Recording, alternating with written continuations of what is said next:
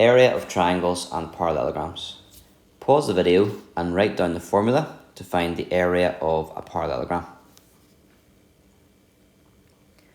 So, how do you find the area of a parallelogram? If you know the base of the parallelogram and the perpendicular height, it means at right angles from the base upwards, then the area of the parallelogram is going to be the base multiplied by the perpendicular height.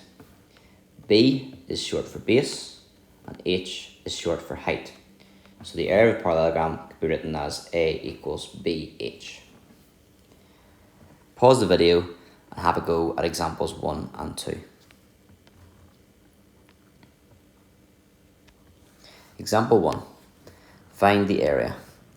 It is a parallelogram, so we can use the formula A equals BH, B times H. The base is 5 and the height is 3, which makes the area 15. The units in the question are centimetres, so for area, that would be centimetres squared. Example 2. Again, we've got a parallelogram, so we can say the area will be the base times the perpendicular height, B times H.